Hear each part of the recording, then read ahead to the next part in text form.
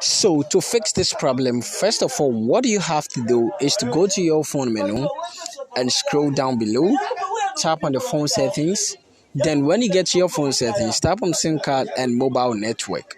So when you tap on SIM card and mobile network, tap on the network you're using. Then after that, what you have to do next is to scroll a little bit and you are going to find preferred network type. So when you tap on preferred network type, you have to select the option which is 2 gig 3G and 4G auto. Do you get me? 2G, 3G, and 4G auto. So when you select this, what you have to do next is to go to your phone settings again. Then after that, what you have to do is to just scroll and search for app management or app and preference or apps. So when you find your app management, just tap on it.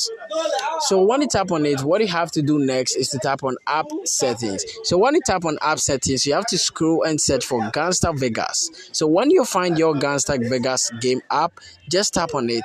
When you tap on it, what you have to do is to tap on notifications and make sure these show notifications are all turned on. So when you turn on the show notifications, what you have to do is to go back and tap on storage and cache. Tap on a clear cache. Now go back, tap on mobile data and Wi-Fi, and check the background data whether it's off or on. So when it's off, just turn it on like this. Then you go back, then you tap on mobile data, and sorry, we just did it. So lastly, what you have to do is to tap on force stop, then you tap on OK. So after doing this, what you have to do next is to go to your Google Play Store. Then you have to tap on the updates over here. So when you tap on update, you are going to get the latest update of this game, and this is going to get fixed. So what you have to do lastly is to tap on your power button for some while, and this is going to pop up. Just wipe it down to restart your device or reboot it, and this problem is going to get fixed. Thank you for watching this video.